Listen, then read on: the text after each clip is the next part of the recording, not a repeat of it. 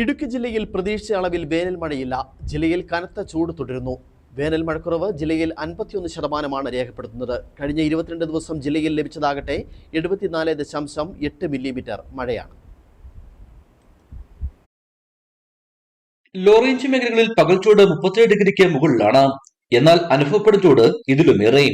High range മേഖലകളെയും വേനൽ പൊള്ളിക്കുകയാണ്.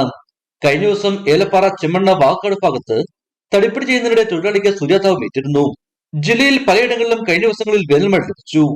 എന്നാൽ ഇപ്പോൾ ലഭിക്കുന്ന തരത്തിൽ അങ്ങിങ്ങ് മഴ ലഭിച്ചതുകൊണ്ട് കാര്യമില്ലെന്നാണ് കാലാവസ്ഥാ നിരീക്ഷകരുടെ വിലയിരുത്തൽ. പരക്കെ മഴ ലഭിച്ചാൽ മാത്രമേ ചൂടിന് ആശ്വാസമാകൂ. കാൽനട യാത്രക്കാരും ഇരുചക്ര വാഹനയാത്രികരും പുറംജോലികൾ ഏർപ്പെടുന്നവരുമെല്ലാം കൊടുംചൂടിൽ വലയുകയാണ്. രാത്രി ഫാനോ എസിയോ ഇല്ലാതെ കിടന്നുറങ്ങാനും കഴിയാത്ത സ്ഥിതി. കാർഷിക മേഖലയും ചൂട് പ്രതികൂലമായി ബാധിക്കുന്നുണ്ട്. മാർച്ച് 1 മുതൽ ഇന്നലെ രാവിലെ വരെ ജില്ലയിൽ ലഭിച്ചത് 74.8 മില്ലിമീറ്റർ മഴയാണ്. സാധാരണ ലഭിക്കാറുള്ളതാകട്ടെ 151.6 മില്ലിമീറ്റർ.